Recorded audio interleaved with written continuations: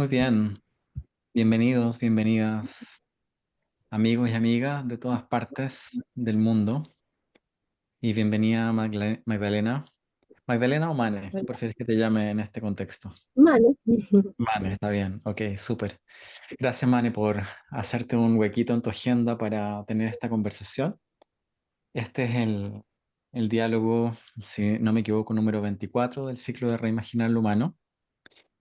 Y tenía muchas ganas de tener esta conversación con Magdalena sobre psicodélicos, compasión y salud mental. Ya había tenido un par de años atrás una entrevista con Chris Timmerman, a quien Mane también conoce bien y comparten espacio en la fundación EcoH, así le llaman a o Ujú. Eco, ¿cómo se dice? Coach. EcoH. Ya nos vas a contar en un ratito más acerca de la fundación EcoH, qué es lo que hace en ese contexto. Y me gustaría presentar brevemente a Mane antes de hacer una práctica de bienvenida, como siempre hacemos, partir por el cuerpo. Pero antes les cuento que Mane Sanfuentes, que es alguien a quien conozco hace varios años, ya hemos estado en varios contextos juntos, en retiro, en formación en terapia central a la compasión, en curso de 8 semanas, creo Mindfulness y Equilibrio Emocional, CCT probablemente. Por ahí nos hemos ido viendo, probablemente por 10 años ya. Em, bueno, Mane Sanfuentes es médica de la Universidad Católica de Chile, es psiquiatra y psicoterapeuta y miembro del grupo de trabajo de psicoterapia asistida por psicodélicos de la Sociedad Chilena de Neurología, Psiquiatría y Neurocirugía. Además, ella es docente en dos diplomados internacionales sobre el mismo tema. Ella participó en la organización de la jornada convocada por el Ministerio de Salud de Chile en enero de este año para la regulación de tratamientos asociados a hongos psilocibínicos y ha realizado divulgación científica sobre este tema del año 2022. Mane trabaja con un modelo integrativo y personalizado que incluye herramientas de mindfulness, terapia centrada en la compasión, medicina funcional, nutrición y estilo de vida saludable. Qué buena combinación todo esto. Vamos a profundizar en todo eso en un ratito más, ¿no? Pero es un enfoque muy integral de entender la salud. Y su formación incluye estudios en psicoterapia budista y conciencia humana en SODEPSI, un diplomado en terapia conductual dialéctica, un diplomado en adicciones con enfoque en reducción de riesgos, certificación en dramaterapia y el método de integración cognitivo corporal. También ha recibido formación en terapia centrada en la compasión y en mindful self-compassion. Muy bienvenida, Mane. Gracias por estar. Gracias a ti por la invitación. Muy bien, hagamos unos 3 minutos de práctica como siempre para llegar, para bajar el cuerpo y conectar desde ahí. Pues, si te viene bien, puedes comenzar por em, mover un poquito el cuerpo, bajar un poco a tu cuerpo, quizás te ayuda a esta altura del día a estirarte, a moverte, quizás estirar los brazos, quizás mover el cuello, los hombros, hacer cualquier gesto que te reconecte con tu cuerpo. Eso. Relajamos los brazos, las manos pueden quedar apoyadas sobre las piernas o juntas en el centro. Si gustas, puedes bajar un poquito la mirada o cerrar los ojos.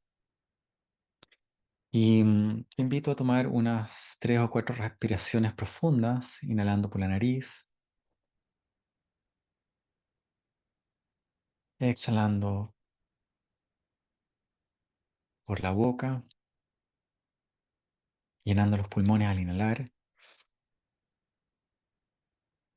creando espacio internamente y al exhalar soltamos tensiones en el cuerpo, soltamos preocupaciones, soltamos lo que ya pasó y lo que aún no ha sucedido.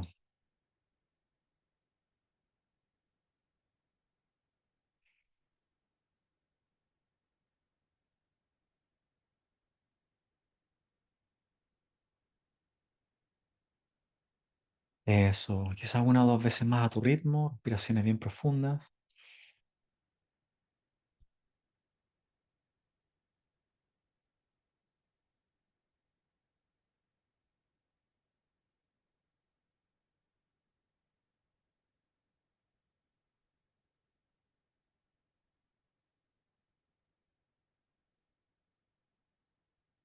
Y descansa ahora en tu respiración natural, entrando y saliendo pacíficamente de tu cuerpo, tal como viene en este momento. Deja que esta respiración sea un masajito para tu cuerpo, para tu mente,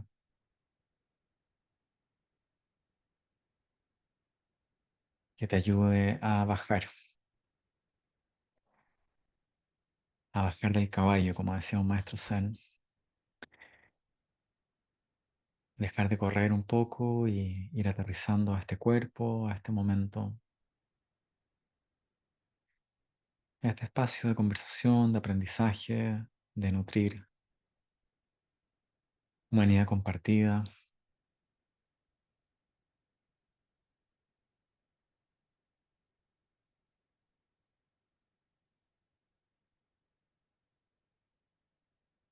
Tomamos conciencia de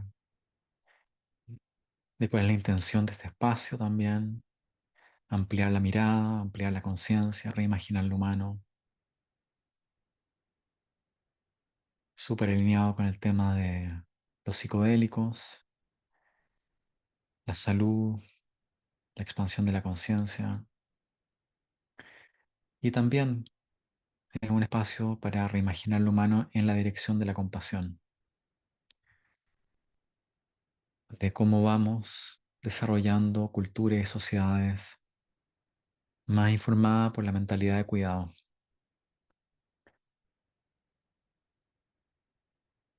Y nota que tiene que ver contigo eso, cómo se relaciona con tu vida, con tu inquietud, con tu caminito.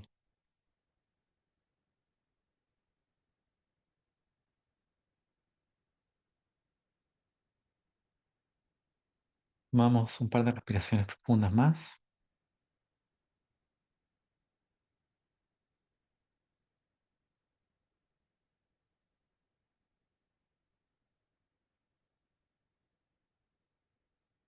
Suavemente puedes ir moviendo el cuerpo, abriendo los ojos,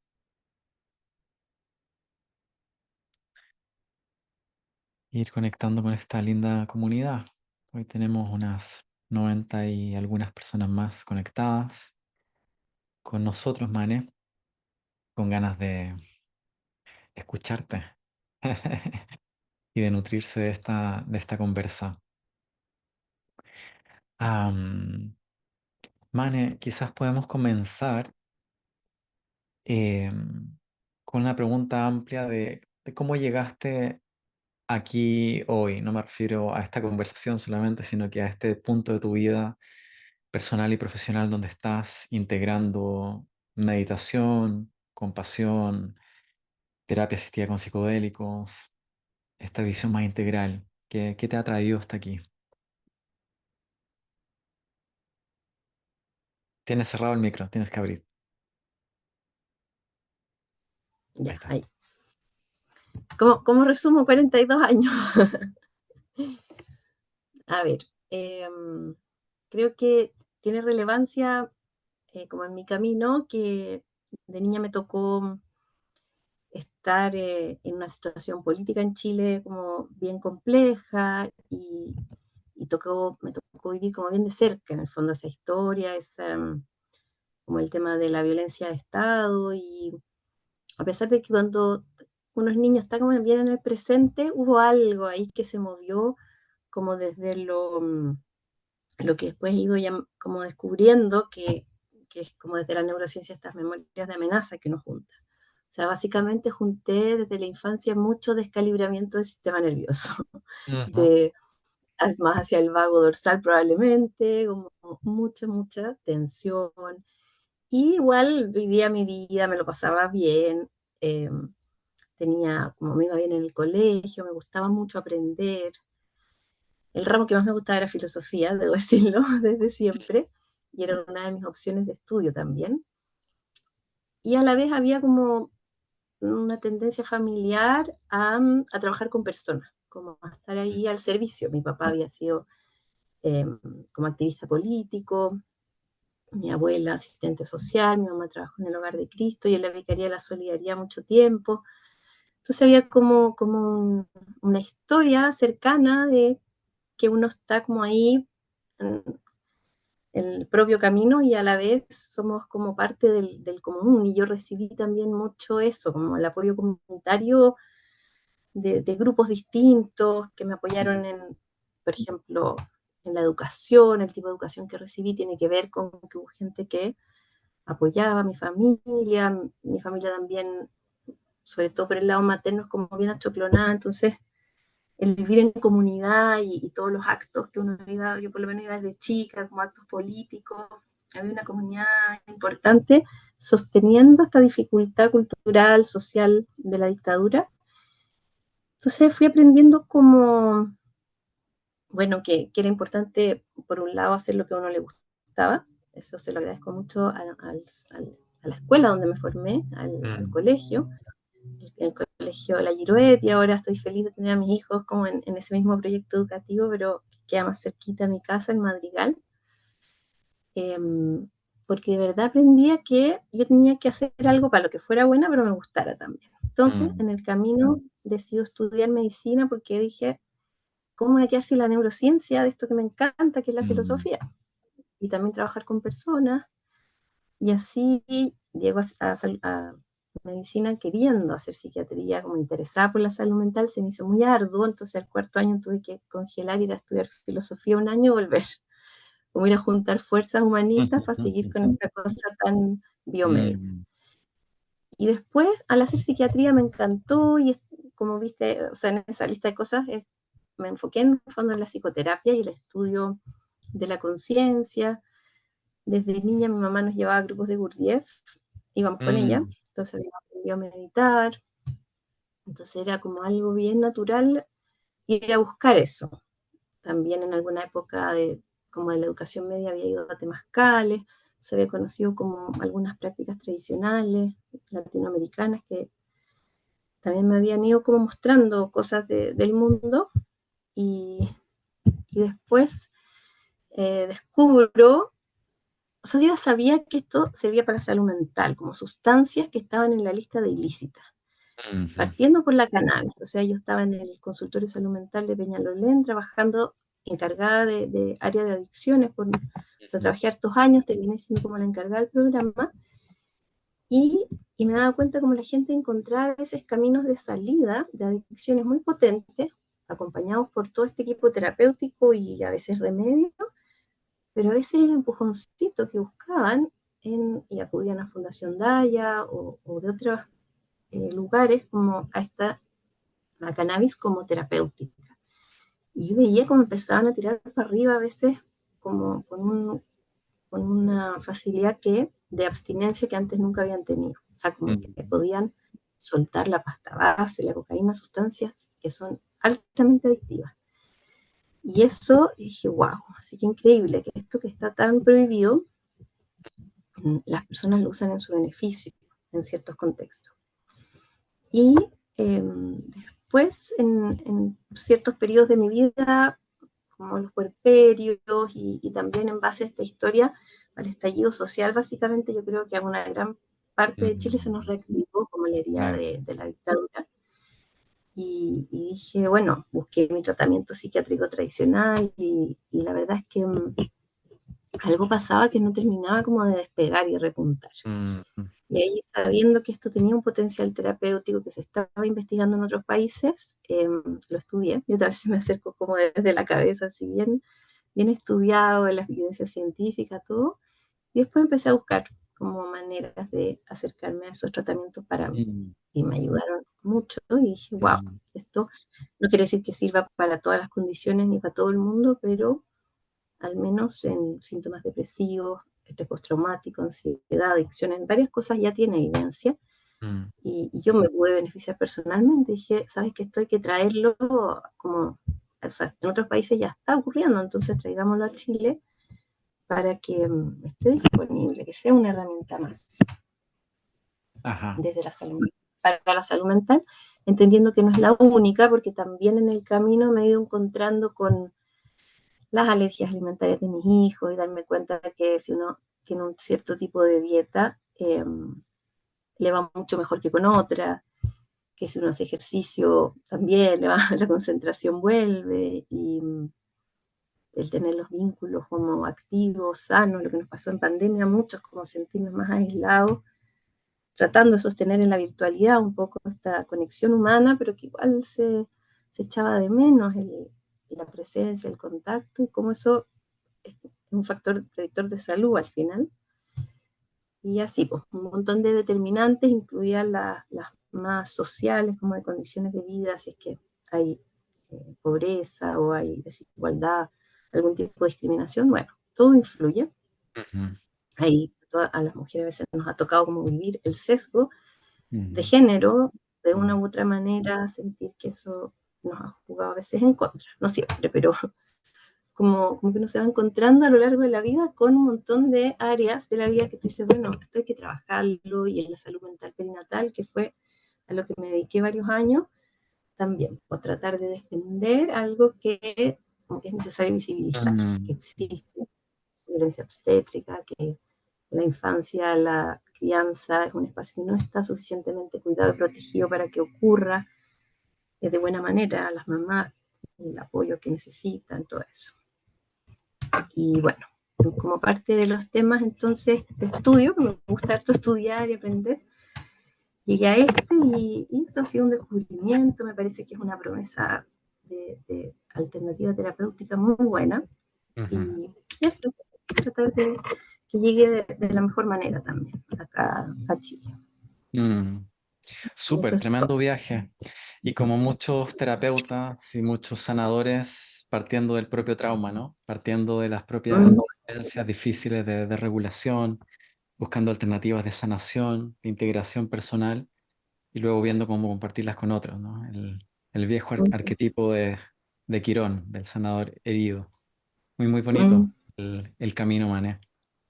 En ese camino te encontraste con estas sustancias. Podemos hablar un poco quizás de qué es, ¿no? ¿Qué son los psicodélicos? Estas sustancias que despiertan mucha curiosidad, al mismo tiempo muchos temores. Bueno, han acompañado a la humanidad literalmente por miles de años. Hubo un surgimiento, un renacer o un despertar del interés en Occidente, sobre todo en los años 60, eh, con el movimiento contracultural en ese tiempo, mm, sobre todo en el contexto de la protesta de posguerra, o sea, de guerra, de la guerra de Vietnam. Hubo un mm, gran despertar ahí, pero luego hubo una gran represión, ¿no? En el año 70 ya se clasificó la psilocibina y el LSD como sustancia prohibida y en la lista uno, es decir, de las drogas más peligrosas, ¿no? En Estados Unidos, y eso obviamente tuvo un impacto a nivel mundial. Vino la guerra contra las drogas como un gran movimiento político, Nixon, etcétera, que influyó a todo el mundo, la demonización de todas mm, las sustancias por igual. Y claro. parece en los últimos 10 años eh, haber como una nueva apertura, ¿no? Una nueva apertura a la posibilidad de explorar esta sustancia y el beneficio que puede tener precisamente por el beneficio clínico que se está viendo. Entonces, quizás podríamos partir por comprender qué es el psicodélico, qué es un psicodélico, qué es lo que hace un psicodélico, también qué nivel de seguridad o peligrosidad tiene su uso y para qué está demostrado que sirve. Súper.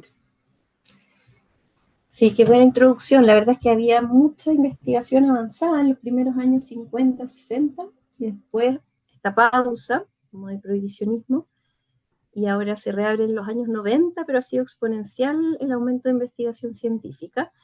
Y cuando se habla de psicodélicos, se divide un poco como en los psicodélicos clásicos y en los atípicos, ese es un Ujú, nombre que se le pone, siendo los clásicos los que activan un particular receptor del sistema nervioso, que es el receptor de serotonina 2A.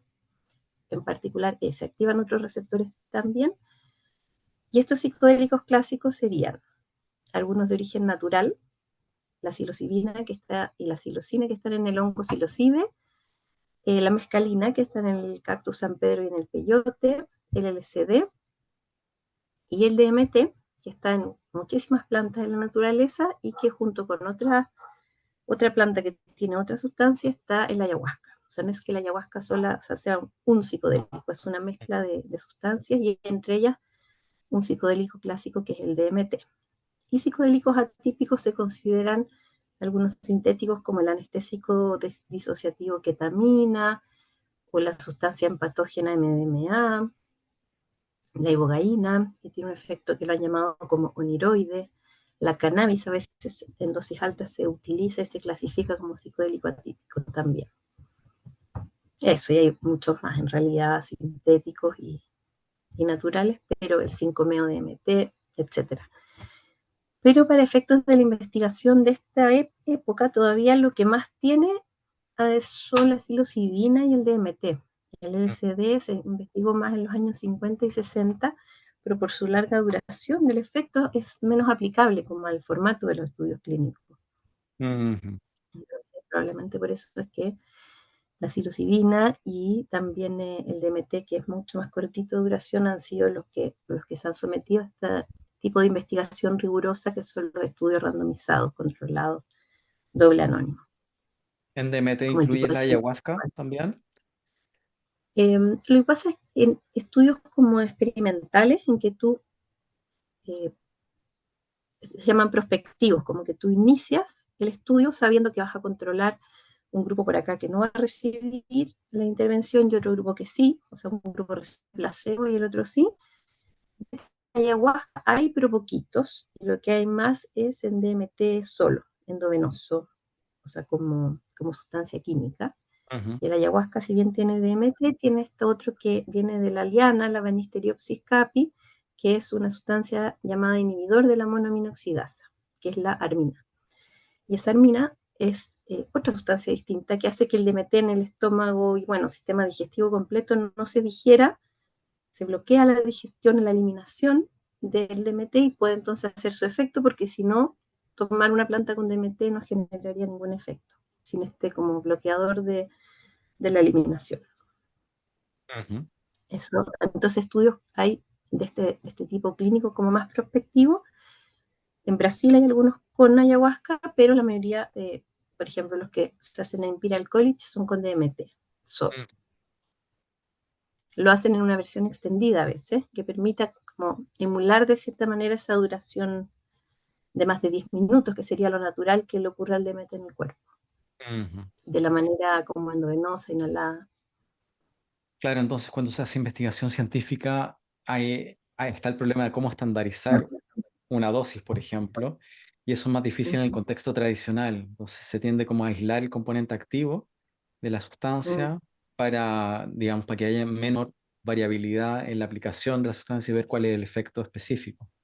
Entonces las sustancias que han sido más estudiadas son el, la psilocibina, el LSD y no sé si nombraste ya el MDMA.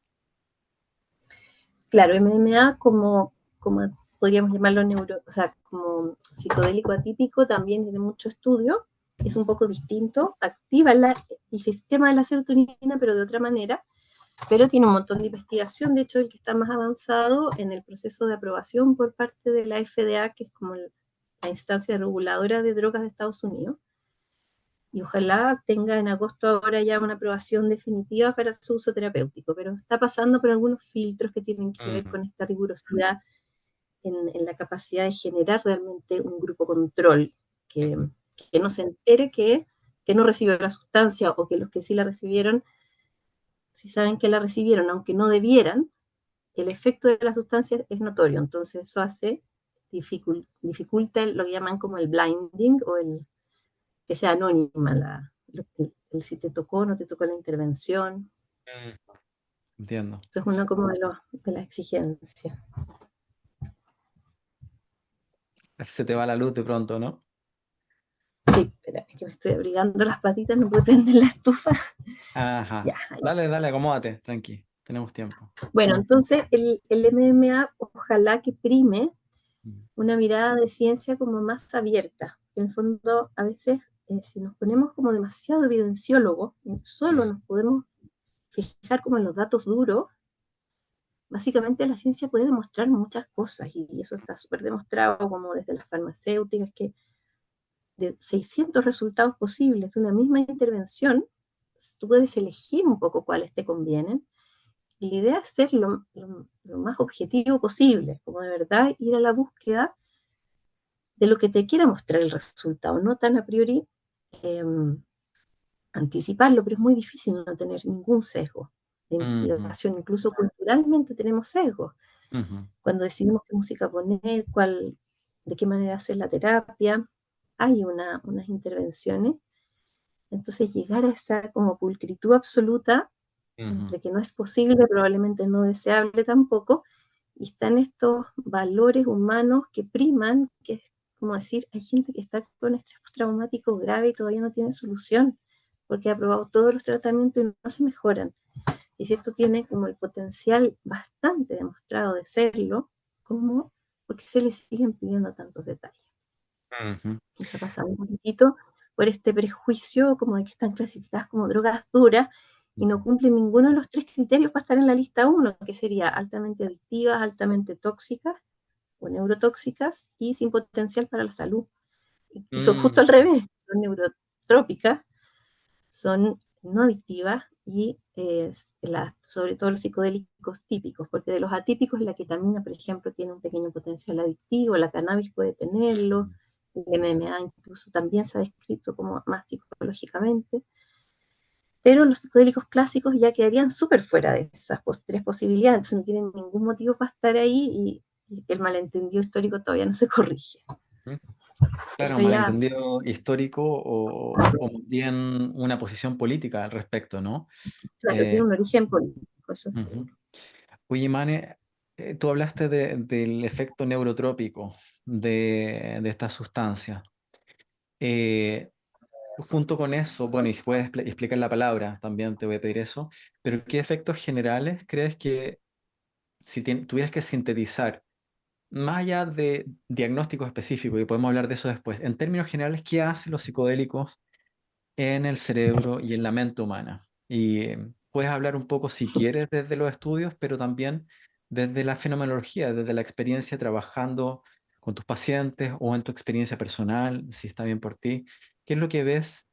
¿Cuáles son los beneficios, cuáles son los efectos constructivos que pueden tener los psicodélicos respecto a nuestra salud mental, emocional, espiritual, si quieres hablar de eso también?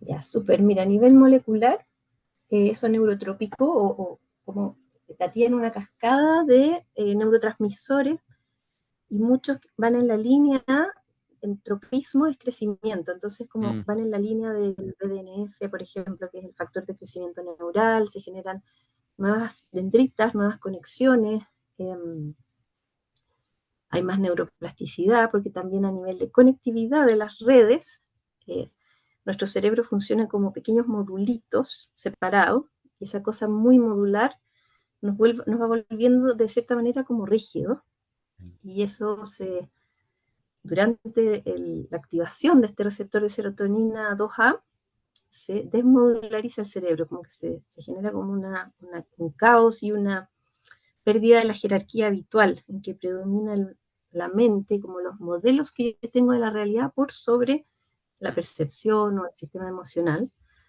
De hecho, toda esa parte de molecular, o sea, como más bien de neuroimágenes que se han visto en resonancia magnética funcional o en neurofisiología, que es a través de electroencefalograma continuo, se va viendo como los cambios de vectores de conectividad interna. Se ve que son movimientos de conectividad similares a los estados de meditación profunda. Ahí mm, aparece como un cruce la manera al menos neurofisiológica y al parecer esto que se mide en la resonancia magnética funcional, que es la actividad de ciertas áreas y sus conexiones, cambia parecido a lo que cambian los estados de meditación profunda. Y se parecen los sistemas nerviosos de los meditadores de larga data a sistemas nerviosos como bajo el efecto de psicodélicos, en esa capacidad como de estar muy en el presente y no tener tan prendido la red neural por defecto que tú has comentado en otros de estos webinars, que son este sistemas como de mente divagante que está creando, hablando sobre nosotros mismos, como el selfing, que si estoy bien conmigo mismo, con mis valores, con el entorno, Ujú. como estoy con la tribu, digamos, y si hay alguna amenaza potencial concreta también, como esas tres áreas de autorreferencia permanentes que hace una mente automática en esta red neural por defecto, pareciera estar mucho menos activa y permitiendo eso también que no prime tanto nuestra hipótesis del mundo, buscando ser confirmada, porque Mm, no está tan reforzada básicamente. Y entonces serían estados como de más disponibilidad al presente, a estar en esa conexión. mm, No es que podamos hablar de que la sustancia por sí sola genera eso, eso es importante, si ya nos vamos como de lo molecular a lo más subjetivo, estos estados de neuroplasticidad sí tienen un riesgo que no tiene que ver con lo fisiológico a propósito de esos riesgos que me preguntaba, o sea, vamos a hablar de los beneficios y todo, eh, y no hay riesgo fisiológico en el sentido de, como al menos con la psilocibina, con el LSD no se han reportado riesgos cardiovasculares más que una pequeña alza de presión. La mescalina probablemente al ser una molécula que no es derivada de la triptamina, sino que es feniletilamina, es un poquito más estimulante. Es muy probable que cuando se empiece a hacer investigación se vea que algo más de efecto como de subidas de presión y como estimulante físico también tiene y puede tener más riesgo. Y el DMT también está ahí en estudio, como que a veces entre que se ha utilizado como cardioprotector por toda una cascada como desinflamatoria que tiene, o también personas que hacen como un poquito de síntomas cardiovasculares en esos tratamientos de DMT sostenido endovenoso. Hay un montón de cosas que no se saben, ujú, pero en términos generales son sustancias muy seguras físicamente. ujú, Y si nos vamos como a lo más subjetivo y a lo emocional, para que esta neuroplasticidad se parezca a la de un estado de meditación, como de llegar a buen puerto, digamos, tiene que haber un contexto de seguridad, de tranquilidad, como un know-how, un acompañamiento en un principio, cuando la persona está empezando en su terapia, de alguien que sabe cómo acompañar, porque si no este caos o gran variabilidad del sistema nervioso bajo un estado psicodélico, de una sustancia psicodélica, pudiera devenir en un estado de desorganización permanente, por ejemplo, que alguien mm. quedara con un poquito de pérdida del sentido de realidad o alguna idea delirante, algún miedo como demasiado instalado, no es frecuente que pase. También hubo como una propaganda muy alarmista de que esto como que gatillaba locura casi que Claro. invariablemente, Claro, es pero que no ya es tan pase así. en un caso puede hacer mucho ruido, ¿no? O sea, que le pase a Mm, alguien y que alguien en ese estado como alterado de conciencia pueda hacer algo, no sé, hacerse daño o hacer alguna conducta de riesgo, obviamente que sale mucho en las noticias, ¿no? Y genera, obviamente que mucha propaganda en contra, pese a que, por lo que he leído, hay estudios que comparan una conducta de riesgo asociada al consumo de alcohol, por ejemplo, y es absolutamente incomparable, o al tabaco, digamos, en términos de riesgo, ¿no? De salud o de riesgo de muerte. Entonces, para ver si te voy siguiendo acá, el psicodélico sería una sustancia que al ingerirla y al entrar en contacto con nuestro cerebro y nuestros neurotransmisores, em, pone en pausa, por así decirlo, nuestro modelo habitual de la realidad y de quién soy yo y de cómo funciona la realidad. Y eso que llamaste desmodularización o descompartimentalización de la mente y del cerebro, permite que haya nuevas conexiones, digamos, amplía la neuroplasticidad eh, y permite hacer asociaciones que no estarían presentes previamente, ¿cierto? Y eso tiene un gran potencial para cambiar estructuras o funciones solidificadas en cómo tendemos a procesar la información, a cómo nos vemos a nosotros mismos en la realidad. Y eventualmente eso puede redundar en hacer cambio o traer flexibilidad psicológica. ¿Te voy siguiendo con eso? sí. Esa es como la hipótesis hoy día integrada, al- a- llegando como a esta área ya más de la subjetividad de la psicología, desde lo molecular. O sea, in vitro crecen las neuronas, como que se Ujú. mejora su Ajá. capacidad, pero ya en lo subjetivo, eso pudiera significar una flexibilidad que nos hace muy bien, Mm, porque si no, la tendencia de nuestro sistema nervioso es de evitar el dolor a toda costa, el dolor físico y el dolor emocional, lo que mm, en meditación también se llama como esta evitación experiencial, ujú, y aquí se genera al perder tanta fuerza de jerarquía.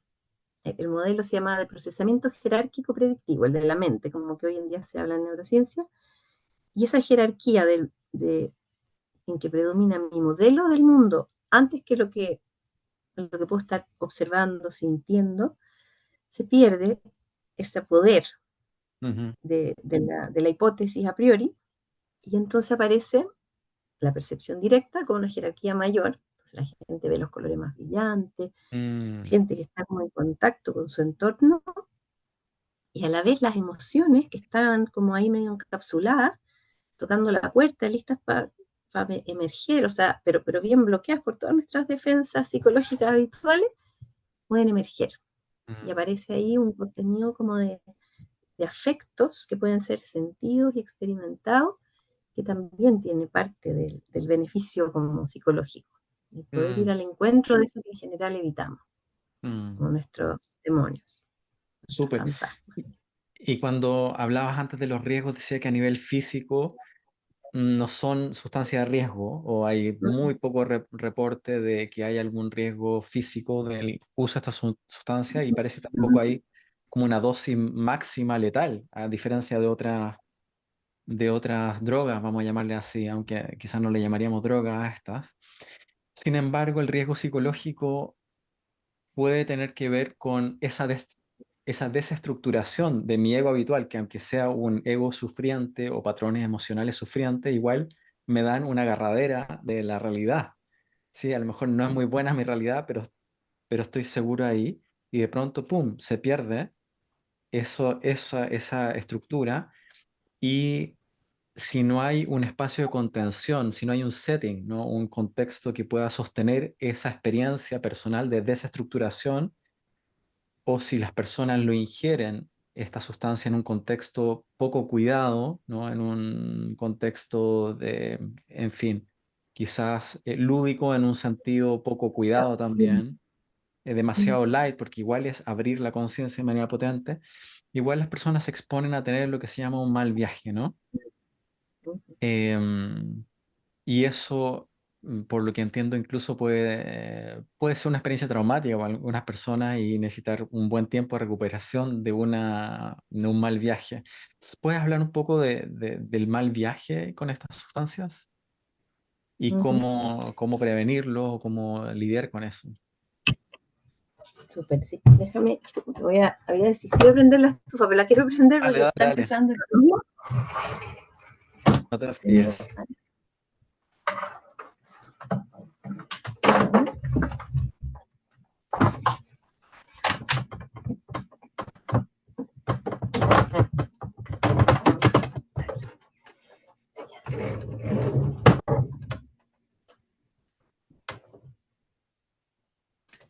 Ya. ¿Ok? Mira, sí, harta polémica porque llaman como viaje desafiante cuando es en un Mm, contexto contenido terapéutico, al enfrentarse a emociones difíciles, angustias, miedos, culpas, vergüenzas, todo el espectro de emociones como protectoras de la evolución que nos ayudan como en alguna medida a adaptarnos y cuidarnos, han estado muchas veces ahí guardaditas, aparecen, se muestran y si la persona siente que no lo está tolerando bien, tener guía cerca, sí, cerró un micrófono que eh, estaba abierto. Ahora sí. tener un guía cerca es algo que te permite como retomar el proceso de que sea como aprendizaje traumático, ir a mirar lo difícil, pero sin quedar atrapado en eso. Ujú, En un contexto recreativo, por ejemplo, incluso en un espacio de naturaleza, entre amigos, yo he recibido personas que vienen como a hacer la integración posterior de algo que se abrió y no hubo espacio como para comunicarlo.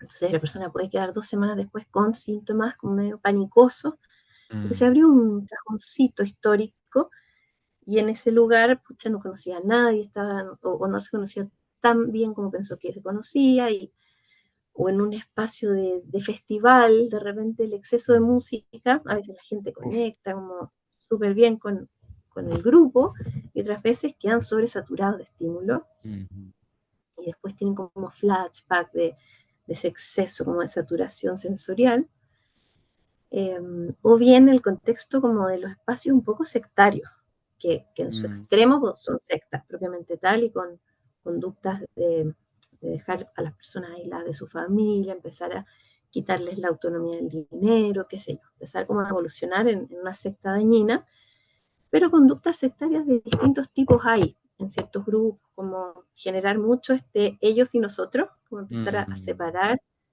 esa capacidad de sentirnos parte de mm, nuestras propias comunidades. Algunas personas lo han vivido al pertenecer a un grupo como que tienen que empezar a cumplir las características de ese grupo mm, identitarias y soltar las anteriores. Todo eso son vulnerabilidades que mm, genera, o sea, este estado ampliado de conciencia, que también se puede dar, si tú lo piensas en los estados de meditación profunda, mm, los retiros pasan a largo. Hay personas en momentos de alta desestructuración en esto de estar en silencio, de no hacer contacto visual, es como privación sensorial en mucha medida, y, y eso, o sea, como que todo el rato nos estamos corregulando sí, y reorganizando en base a la gente que tenemos cerca. Qué ujú. raro. Y pero abre una Igual, gran vulnerabilidad ese tipo de espacio. claro, es un estado de alta sugestibilidad, de alta vulnerabilidad. Entonces, ¿a qué nos exponemos en esos estados? Es algo que las personas, yo no soy como, siento que hay un camino terapéutico, pero también creo que las personas en la vida tienen una autonomía vital que en Chile se respeta, como de que si quieren consumir algo lo pueden consumir y no se van a ir presos por consumir. Ujú, Eh, el tema es que tengan la información para hacerlo de buena medida. Y ahí es una información larga de explicar, pero básicamente es como recordar que nuestro sistema nervioso y subjetivo es muy delicado, como mm, misterioso, delicado, no lo podemos explicar todo a través de la neurociencia, ni de la psicología, entran dimensiones también espirituales, transgeneracionales que se muestran ahí, se van moviendo, así que solo como tener esos cuidados, la gente buscar la información en reducción de riesgos antes de acercarse a eso, a lo psicodélico en general, mm, terapéutico o no terapéutico. ujú. Súper, te quería preguntar un poco más acerca de eso, de los contextos donde se dan estas prácticas. Y si me permites, te cuento un poquitito de una experiencia mía al respecto. Yo años atrás, el 2005 al 2007, tuve la oportunidad de trabajar en un centro de rehabilitación de adicciones en Perú, en Amazonía, que integraba el modelo de psicología occidental con el curanderismo amazónico. Estuve un par de años ahí. Y claramente, l- bueno, los curanderos con los cuales trabajábamos eran de la localidad, eran, digamos, venían de un linaje de curanderos, la mayoría de ellos, pero ahí mismo, donde estábamos haciendo este tratamiento, que ya es alguna integración moderna, porque era en tratamiento de adicciones, pero el uso de psicodélicos, que era principalmente ayahuasca, pero otras 20 plantas con distintos fines, era bastante alineado con el uso tradicional, pero en paralelo veía cómo iban proliferando lo que se ha llamado el neochamanismo, donde a veces nietos o bisnietos, tataranietos de los taitas curanderos estaban abriéndose a nuevos públicos, ¿no? Y a nuevas tentaciones también. Bueno, en la tentación para el ser humano del poder, del dinero, que de pronto de vivir en una chacra y cultivar la huerta y la medicina siendo parte del estilo de vida, de pronto empiezan a entrar los dólares y los euros y de pronto empieza la tentación sexual también, ¿no? Entran mujeres norteamericanas, europeas, es bastante tentación realmente. Y de pronto se empieza a corromper un poco el uso tradicional para acomodar al cliente, ¿no? Entonces se empiezan a cambiar la metodología de las dietas, ya no son tan estrictas, menos tiempo de restricción, de no comer tal y tal cosa, más customizada, ¿no? Al cliente. Y luego ya después vemos Estados Unidos en una clínica, el psicoactivo, la sustancia, en una capsulita, porque está aislado, no está el contexto grupal, tribal, no está la comunidad, no está el significado espiritual, es como un fármaco y vemos qué pasa con este fármaco. Entonces estoy muy curioso de qué opinas tú de todos estos contextos. Tú misma nombraste que para ti fue importante pertenecer, tener grupos de referencia, tener comunidad, y veo que hoy en día están estas dos como grandes variantes de la experiencia psicodélica. Una es, quizás tres, una es la recreativa ocasional del carrete, del rave o del festival, etcétera. Otra, el uso terapéutico clínico, digamos, como por ejemplo para trabajar con depresión, con ansiedad, estrés postraumático, en fin, cáncer terminal, y distintas situaciones. Y luego está el contexto quizás más conectado con lo espiritual o con la naturaleza o con algo trascendente que significa la experiencia. Em, ¿qué impacto ves tú que tienen estos distintos contextos donde se consume este tipo de sustancia y por ser la misma sustancia tienen el mismo efecto o tienen distinto efecto por el contexto en el cual se da? Ujú. Em, ¿Y qué hacemos con todo eso siendo Mm, entes posmodernos, desarraigados de tribu la mayoría de nosotros? Y que sin embargo la sed de sentido y de sanación sigue intacta como hace miles de años. mm. Mira, yo siento que a veces se activa como un prejuicio natural, como que los médicos, la medicina occidental nos hemos ganado un poquito ese prejuicio de, chuta, están trabajando con psicodélicos, así que seguro que lo están haciendo de una manera extractivista, Ujú, poco consciente como de todos estos contextos de salud más integral, de que o sea, imagínate, si uno dice, lo están haciendo psiquiatra, mm, esta administración, y ya la psiquiatría está muy cuestionada en esta mirada individualista que tiene de que la gente mm, enferma sola, o sea, el que enfermo soy yo, y que probablemente muchos dicen, así como conspirativamente, esto es un producto de nuestro sistema en que vivimos, el querer que la persona se haga cargo de una exacto. cosa que en realidad es sistémica, de enfermar Ujú, por variables condiciones de vida al final, que son sistémicas. Pero es un prejuicio, siento yo, porque lo que yo me he encontrado es la gente que trabaja en estos estudios, que me ha tocado conocer algunos, los modelos de trabajo, son linajes que han aprendido mucho de prácticas tradicionales, se han nutrido mucho.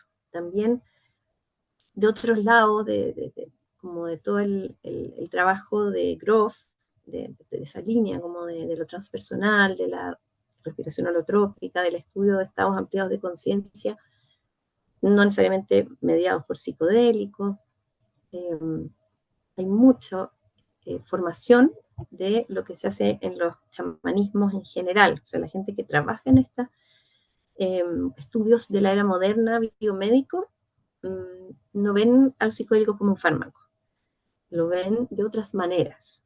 Quizás no exactamente como lo vería un curandero de la selva, pero sí es como un catalizador de un proceso terapéutico y que a su vez como que tiene su energía particular y no es, probablemente no es tan aislable como quisiera el modelo biomédico. Como, mira, este fármaco produce solo esto, sino que es muy contexto dependiente. ujú, Depende del estado mental, lo que se habla en terapia psicodélica es como el set, el setting, la sustancia, y a veces un cuarto elemento que sería como donde aterriza todo eso. Pero el set es el estado mental, el mindset con que llega la persona, las la intención, podríamos expectativas, decir. la intención, el estado de ánimo, de salud, etcétera. Ujú. El setting es con eso que se encuentra en el estado ampliado de conciencia, que está muy sensible y vulnerable, eso que va a O estar sea, eso es la acompañando. sala, concretamente la sala donde está, si hay música o no hay música, el acompañante, todo eso. Exacto, Ujú, el exacto. setting. Y la cosmovisión que está como respaldando Mm, todo eso también, ujú, silenciosamente, el que sea una mm, clínica o no, ujú. el que sea el hongo directo o una capsulita de psilocibina sintética, mm, todo eso es información al final del marco cultural que está teniendo esa experiencia, y eso sería como el setting. La sustancia influye la dosis, qué sustancia es, cuánto dura en el cuerpo, y también la llegada posterior de esa persona a su vida y cómo muchas veces construimos la realidad, reconstruimos el recuerdo eh, cada día, en el fondo. Nuestro recuerdo desde las neurociencias, de la psicología, no es algo infalible. Siempre estamos mirando para atrás y volvemos como a recrear y construir eso que creemos que realmente pasó. Siempre tiene mucho de la cosecha de presente, un mm, poquito de imagen y mucho de presente para leer ese pasado. ujú, Y eso ocurre a todo nivel, que tenemos muchos sesgos de recuerdo. Y entonces una experiencia de tratamiento también va a ser leída en el futuro en distintas instancias. Se trabaja un proceso de integración, pero por dar un ejemplo, cómo puede ser muy relevante para una terapia psicodélica que alguien aterrice en una familia que le dice, te dieron algo que era neurotóxico, por ejemplo, y te echó a perder las neuronas, porque estás muy distinta. Ha pasado y la persona dice, semanas posteriores, acabo de hacer algo que me embarró la vida, ¿ves? Y a mm, pesar de que la experiencia ha parecido súper buena, la preparación buena, o sea, todo influye, la preparación, el momento mismo e incluso este posterior momento en que la persona va mirando para atrás y diciendo, me sirvió, no me sirvió, qué me mostró, para qué me sirvió eso.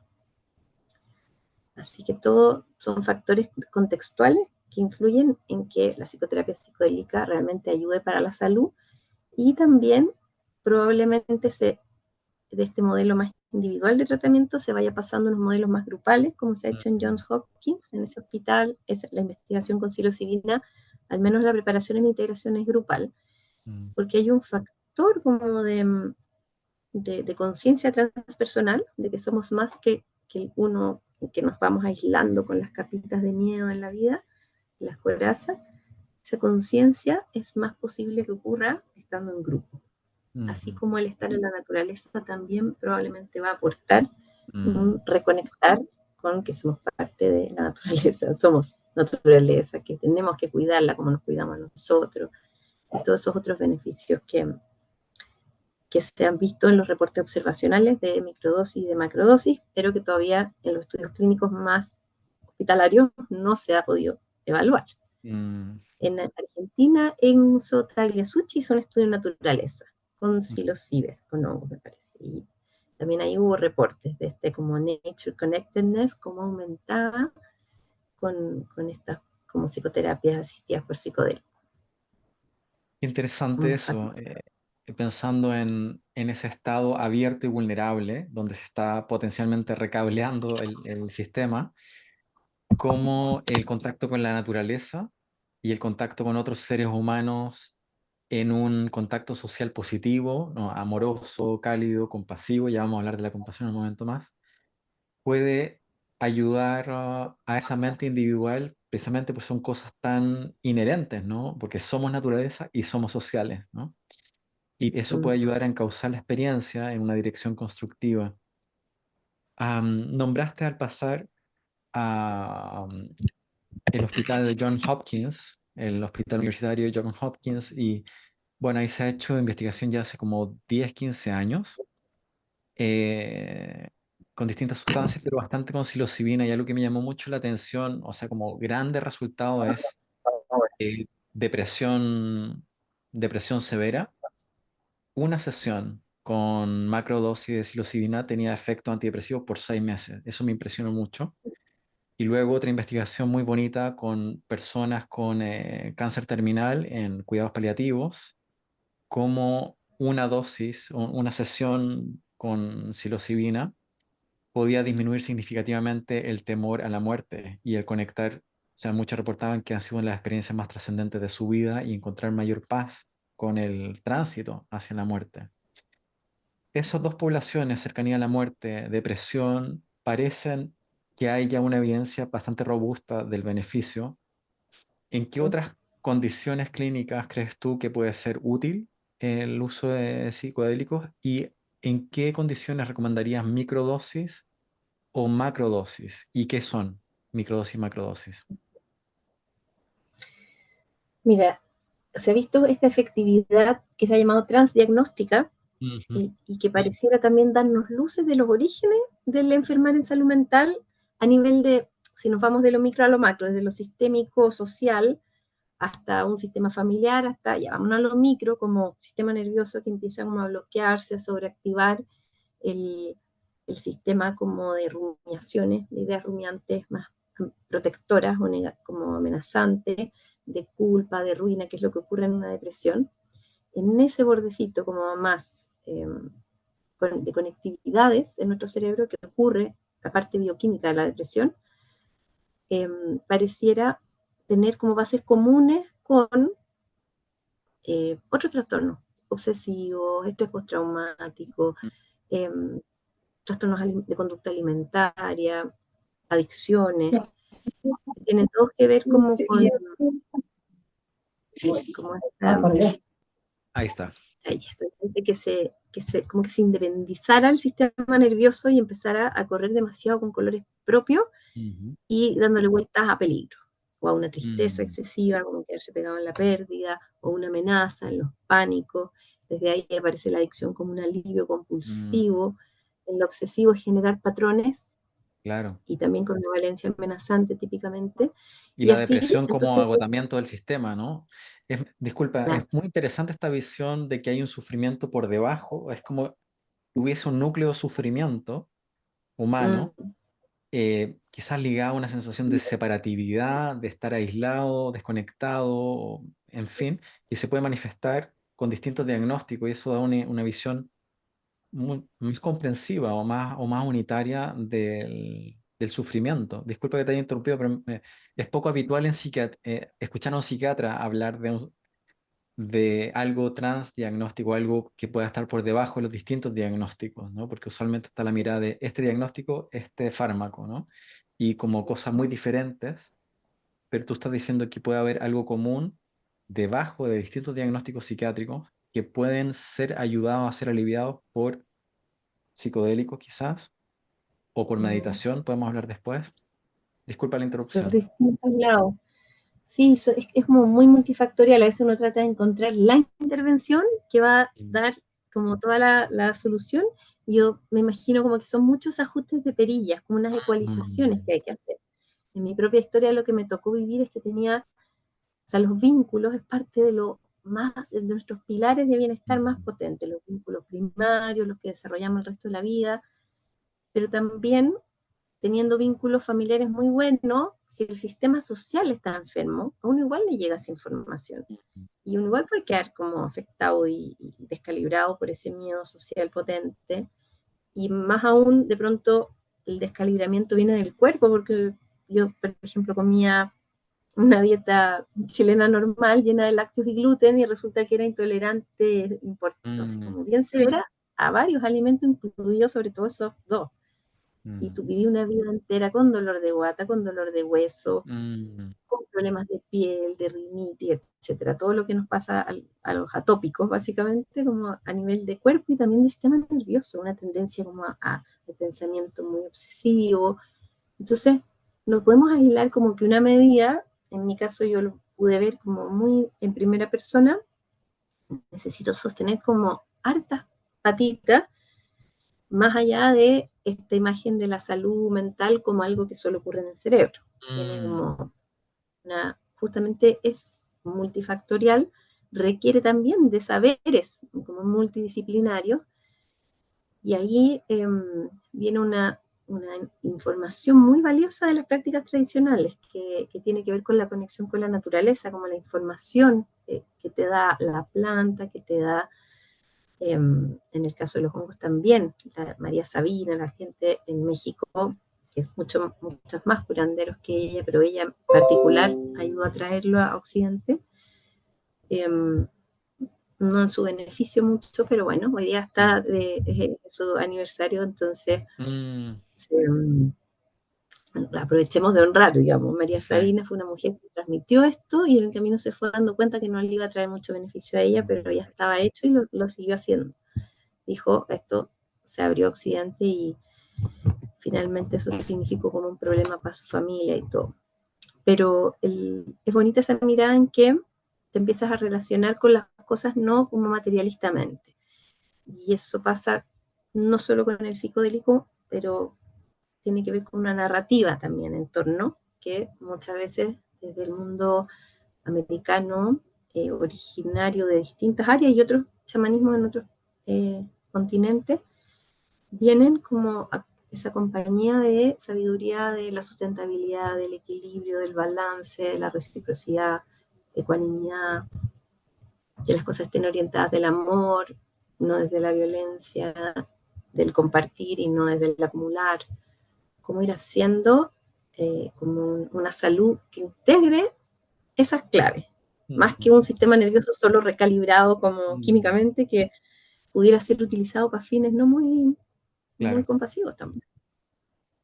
Que ha sido la mirada dominante en la psiquiatría occidental por 50, 60 años, ¿no? Cada diagnóstico clínico es un imbalance de neurotransmisor y simplemente hay que encontrar la combinación de la pastilla para recalibrar el sistema sin ver el contexto ecológico, social, político, económico, espiritual que está en torno a esa persona, ¿no? Entonces, parece que todo esto trae o es parte de un movimiento más amplio de una mirada más integral de nuestra salud y bienestar, que incluye la alimentación, el ejercicio físico, las relaciones sociales, la espiritualidad, la comunidad. Es como una vuelta, ¿no? Es como una vuelta después de un largo periodo de alienación y ultraindividualismo para entender la salud mental. Dicho eso, estamos en lo transdiagnóstico. Disculpa, ¿tienes 10 minutos más? Sé que son las Uh -huh. 7:05. Sí, ¿Segura? Vale. Entonces te voy a hacer un par de preguntitas más antes de cerrar. Igual desde lo clínico, ¿habría algún diagnóstico de salud mental que sería incompatible con trabajar con esto? Alguien preguntaba por el trastorno límite de personalidad o la estructura limítrofe. Em, Podríamos preguntar por psicosis, podríamos preguntar por adicciones. ¿Hay algo que se ha demostrado que no es un buen contexto? Trastorno mm, disociativo, etcétera. sí, más que demostrado, no se ha partido por ahí la investigación, entonces hay Mm, menos investigación y bueno, históricamente se ha dejado fuera de la investigación a las personas con psicosis, no en la primera etapa de ujú, investigación. ujú, En Chile incluso hubo investigación con LSD y en otros países también, en que se probó con personas con psicosis y con esquizofrenia. Hoy en día se deja fuera como por este riesgo de empeorar la situación en el fondo. ujú, No es que probablemente no todas las personas van a empeorar su psicosis. No lo sabemos, la verdad es que no mm, hay suficiente investigación y es algo que queda fuera del acceso terapéutico. Y el trastorno de personalidad límite, de partida son categorías diagnósticas que están un poco en cuestión, porque eran como estas condiciones para toda la vida y sabemos que estamos en constante cambio. Pero pensando en alguien con mucha desregulación emocional, con historia de dificultades en los vínculos, etcétera, se ha visto que hay una posibilidad de que al menos los psicodélicos clásicos generen un primer tiempo de mayor inestabilidad. Entonces, ujú, es posible que se diseñen como contextos de acompañamiento, quizás con acompañamiento de hospital de día o algún otro modelo como más intensivo que permita que esos tránsitos hacia a la mejoría de sus síntomas depresivos, por ejemplo, no se han vivido con angustia, que la persona ujú. no se desestructure al borde de la psicosis, porque podría pasar en alguien con rasgos de personalidad de lo que consideramos trastorno de personalidad límite. Así que sí, son áreas que se está como privilegiando otras y dejando para un estudio posterior. Ujú. No se Y sabe mucho, hay un montón de cosas por investigar. La microdosis no tiene todavía, por ejemplo, eh, tiene, pero no tiene tanta investigación como la macrodosis en ujú, esta calidad que es estudio randomizado controlado doble ciego. Entonces se está pidiendo, como pues cuando hacemos los estudios con microdosis, comparativo, por ejemplo, con antidepresivos, que sería como algo comparable en cierta medida. Está por hacerse, en Chile está empezando a imaginarse los estudios y los settings para hacerlo. Uh -huh. súper. Solamente para clarificar, las microdosis serían dosis no psicoactivas de la sustancia, ¿no? Que no generan una experiencia psicodélica, Sin embargo, la hipótesis es que igual están operando a nivel neuroquímico, ¿no? En nosotros, en una especie de, no de homeopatía, pero un poco en esa línea, algo que no se nota tanto, pero que va dejando un efecto, ¿es así? Sí, tal cual, entre un veinteavo hasta un cuarentavo de la dosis como ya psicodélica. Y De la MAC. estas son Ujú. subperceptuales, casi Mm, imperceptibles. súper. Dos preguntas más para ti. Una es, personas que pueden estar interesadas, tener la intuición al escucharte, mira, a lo mejor esto puede ser para mí. Yo llevo quizás tiempo con depresión, pucha, estoy un poco cansado de tomar antidepresivos, mi psiquiatra me dijo tengo que tomar antidepresivos el resto de la vida, o qué sé yo, estoy con estrés postraumático, quizás algo que me pudiera ayudar. Em, alguien que está así motivado, ¿qué debiese buscar en alguien que puede ofrecer este tipo de apoyo? ¿Hay algún tipo de manera de avalar la calidad de alguien, la calidad de la formación de alguien, la ética de alguien? ¿Qué criterios necesitamos fijarnos para buscar acompañamiento en esto? Porque igual ya hemos visto que es delicado porque es trabajar con la conciencia de la persona, algo súper sensible y delicado. Entonces, ¿qué resguardo y precauciones puede tener alguien que busca ayuda en esta área? Súper. Sí, la verdad es que es importante ser como no ir a la primera, no confiar a la primera pensando que sí pudiera ser como una buena recomendación y que los psiquiatras en general, del grupo, por ejemplo, de la SONEPSIN, esta sociedad de, este grupo de trabajo de la Sociedad Chilena de Psiquiatría, Neurología, Neurocirugía, el equipo, que somos, hay un montón de psiquiatras, estamos como viendo estos casos de psicosis, de regulación. No es que sea tan frecuente, pero como el consumo global recreativo o en busca de terapéutico ha subido mucho, ha aumentado, sí pensaríamos que la gente pase como por una evaluación médica de salud mental, de psiquiatría, al menos una vez para saber si puede, qué riesgos tiene por historia personal y estado actual, si es que se acerca a consumir una sustancia psicodélica. Ujú, Que pasen por esa evaluación de salud mental y también pudiera ser de terapeutas como experimentados y con harta formación en psicopatología. Entonces, buscar recomendaciones, buscar como buenas fuentes, eh, típicamente irse a un grupo que está dedicado, por ejemplo, en la Fundación Ecoatse, como que hay varios profesionales que ya llevan años trabajando en el estudio de la conciencia y estados ampliados de conciencia. Eh, puede ser una manera de ir a buscar como recomendaciones buenas, ujú. grupos que han trabajado en esto y que en el tiempo han demostrado no tener como fallos éticos en el fondo, porque Ajá. también sabemos en otros países ha pasado que centros terapéuticos como de renombre con el tiempo van empezando a tener una identidad de personas que tuvieron problemas. Todavía en Chile no tenemos canales de denuncia formales, Ujú, solo que ante la recomendación de que esto tenga, las personas tengan como un encuadre básico basado en una formación de salud mental o profesionales de la salud, en el fondo, de salud mental, eh, psicólogo, psiquiatra o algún otro terapia ocupacional, pero que tengan esa formación, porque eso nos da un encuadre básico en que las cosas se van a hacer de buena manera. Distinto es lo de las prácticas tradicionales, que también en otros países tienen como su certificación de médico tradicional. Acá en Chile tampoco tenemos eso, entonces ojalá acercarse a pedir tanto una recomendación suficientemente fundamentada como una evaluación para chequear si es que es el momento, no hay riesgo, ¿no? súper. Personal. ¿Hay algún tipo formación, de acreditación en Chile o en Latinoamérica? En Estados Unidos está MAPS, ¿no? Mm, La Asociación Multidisciplinar de Ciencia Psicodélica. Sé que en Brasil también, en Colombia hay algo. En mm. Chile, ¿qué es lo que hay para quienes busquen Mira, en formación? Chile por ahora hay algunos que están como o sea, como hay grupos que se adjudican el hecho de hacer formación propiamente tal. El tema es que la legalidad en Chile, la ley ha permitido que exista por beneficios de salud y no formativos todavía el Ajá. consumo. O sea, que objetivamente un grupo formativo, o sea, por un lado podríamos decir que están las formaciones teóricas, y Mm, ahí yo, a mi gusto, la mejor es la del diplomado de la Academia para el Bienestar. Sé que viene de cerca porque yo participo ahí, pero es que en mm. verdad hay profesionales de renombre. Está el doctor David Nutt, que ha trabajado en esto por por décadas en Inglaterra. Está Marc Aixalá, que es un referente como español de integración. Hay personas en Latinoamérica, Juan Scuro, gente que trabaja como en antropología, una mirada bien variada, bien ¿Esa es interdisciplinar la Academia del Bienestar?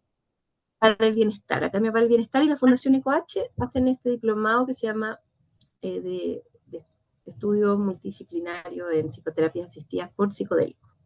Y aunque está basado centrado en la psicoterapia, muestra estas otras áreas también de prácticas tradicionales o neurociencia pura, pero Bien. bien teóricamente, no puede tener la parte práctica todavía porque lo que tenemos en Chile es que existen acceso a través de agrupaciones de pacientes, y eso no Ujú. es un acceso para formaciones todavía. Mm, Entonces, que las formaciones tengan una legalidad para poder eh, hacer partes prácticas, mm. para eso todavía está como en desarrollo, ¿no?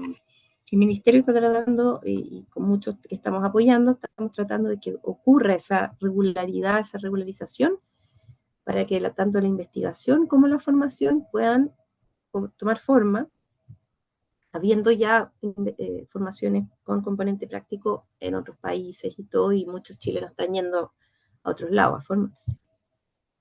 Llamó mucho la atención en el verano, meses atrás, que hubiese una iniciativa, digamos, patrocinada por el Ministerio de Salud, organizada por ellos, para discutir acerca de la psilocibina, ¿no? En Chile. Mm, Sonó como a un paso inesperado a mm, muchos. claro. Sí, es que la verdad es que, bueno, entre que está la mirada de salud pública de reducción de riesgos, que es como, esto Mm, ya está pasando, la gente está consumiendo, mm, no sé, yo salgo hay 2 metros típicos que yo me asomo mm. y hay como 80 puestos de chocobongo, no sé si lo has visto, como unas Es cajitas verdad. así, Sí, sí.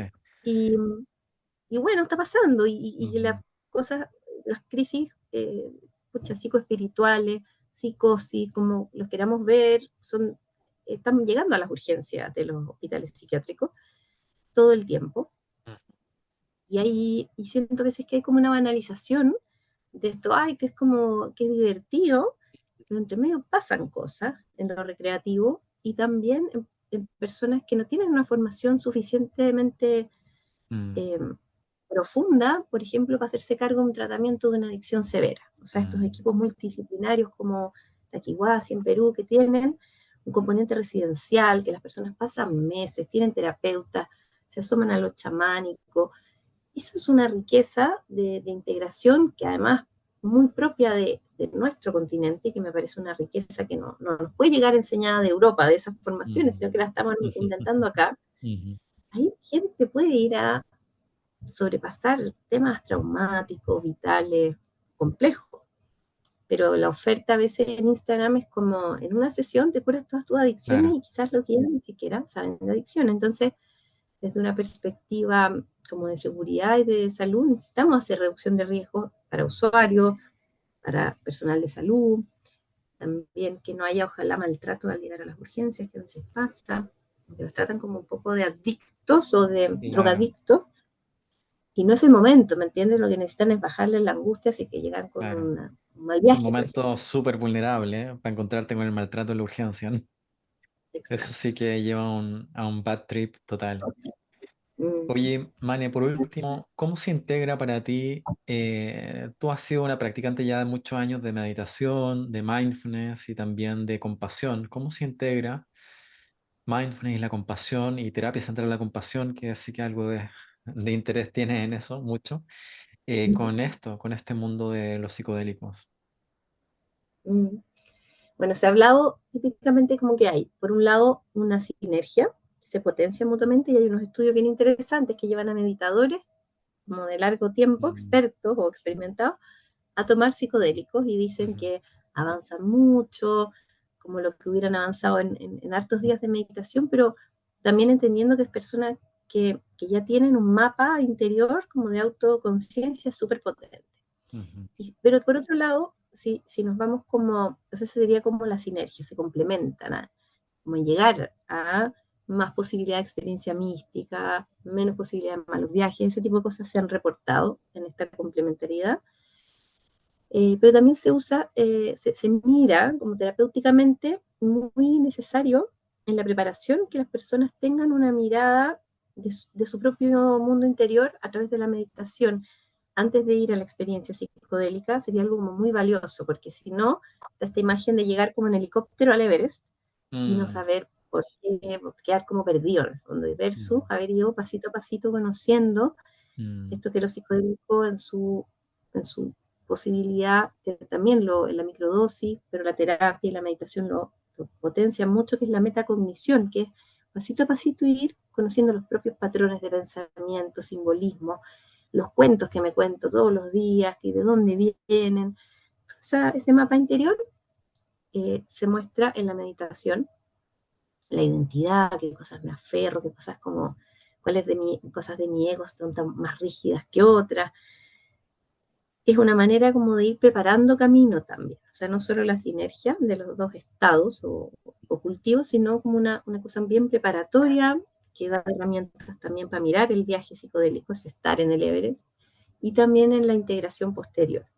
Poder recoger esa información y seguir meditando para prolongar en el tiempo el efecto y que no se diluya a la semana, porque ya la vida cotidiana acelerada te metió en el track automático. La meditación pudiera prolongar. Entonces tiene como esas dos miradas, complementaria y sinérgica.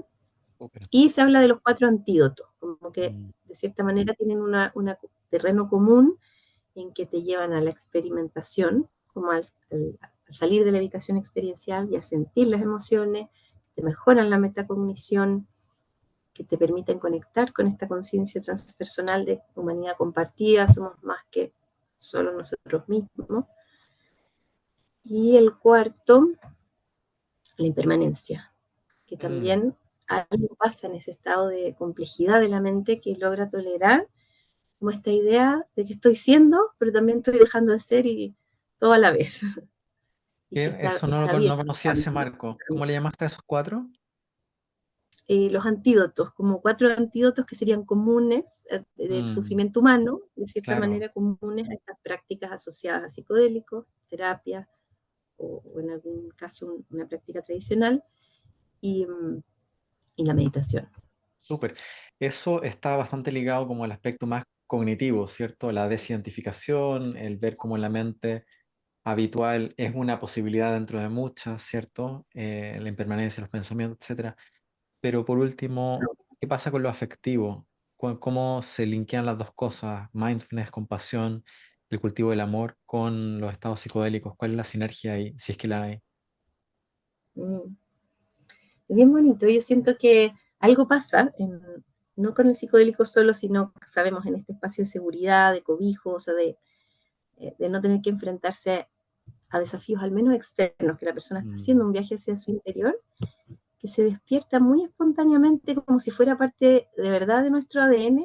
El ser es muy mm, compasivo, entonces, mm, en la medida que puedes liberarte como de ciertos dolores históricos, por un rato tomar perspectiva de las propias como memorias traumáticas, también de lo que considero que soy aislado, que no tengo que ver con algo pasa que emerge bien naturalmente amor, mm, mm, compasión, ecuanimidad como una capacidad de estar en terreno intermedio, camino del medio, y alegría también. Entonces, mm, como, wow, como lindo, ¿no? Que eso está dentro de nosotros, podemos acceder de distintas maneras. Alguna gente dice, bueno, este es el camino fácil, los psicodélicos, para llegar a eso, y mm, en este contexto como suficientemente acompañados y seguros. Pero la verdad es que yo siento que la humanidad siempre ha recurrido a tener como energía, aportes de la naturaleza, no sé, nos tomamos un cafecito, un mate y nos hace bien, y qué sé yo, el cacao nos saca bastante las penas también, y de pronto aparecen estas sustancias que conectan eso. compartir un tabaco, bueno, tomar un vinito. ¿no? Tomar un vinito, claro. En la Eucaristía, ¿no? Tiene también ese elemento del vino. En fin, Ujú. súper. Creo que necesitamos ir cerrando ya. Se me ha pasado muy rápido el tiempo en esta conversa súper interesante. Muchas, muchas gracias por tu generosidad y tu claridad al compartir tu experiencia, Mane. Gracias a ti por la invitación, muy, muy entretenida. Además que me da risa estarte yo hablando de ti, de estos cuatro inconmensurables que se encuentran, porque yo esto lo aprendí de todos los años de formación que he tenido en terapia central, la compasión y mindfulness. O sea, si bien Mm, me asomé a la meditación en la vida, la mayor eh, como etapa de aprendizaje y de salud que obtuve, o sea, como que fui logrando con la meditación y que me llevó a este interés también por la sinergia, la tuve en esa mirada como del trabajo terapéutico y después eh, retiros que tienen que ver con psicoterapia budista. Está muy bueno, así que síguelos haciendo. Vale, muy bien. Gracias Yo por voy el a seguir cariño. viendo. Gracias por el reconocimiento y el cariño ahí. Para mí ha sido un súper gusto. Yo creo que para todos un tremendo aporte escucharte en este ratito. Voy a recomendar a quienes están viendo esto, ya sea en vivo ahora o en diferido, también la charla número 13 de este ciclo que fue con Chris Timmerman sobre psicodélicos, conciencia y salud mental. Fue una conversión distinta y complementaria a esta, muy rica también, así que está ahí en la página de Reimaginar lo Humano y en el canal de YouTube. Muy bien, voy a desanclarnos para poder ver al grupo completo de vuelta. También, como siempre digo, gracias a todos porque las preguntas que ustedes mandaron son las que me ayudan a armar la entrevista. Entonces aparecen aquí las preguntas. Gracias por co-construir este espacio. Y muchísimas, muchísimas gracias a todos por estar y ya estaré comunicando un próximo encuentro. Mane, un abrazo, muchas gracias. Gracias a ti, que estés muy bien, que estén Chao, bien. chao. Si quieren abrir el micro, pueden Chao. despedirse. Gracias. Chao, muchas gracias. Gracias. Chao. Muchas gracias. Muchas gracias. Gracias. Gracias. Chao. Gracias, gracias. Gracias, gracias. Chao, chao. Gracias. Chao, chicos, Gracias. gracias. Muchas gracias. Gracias. Excelente, muchas gracias. Gracias, gracias.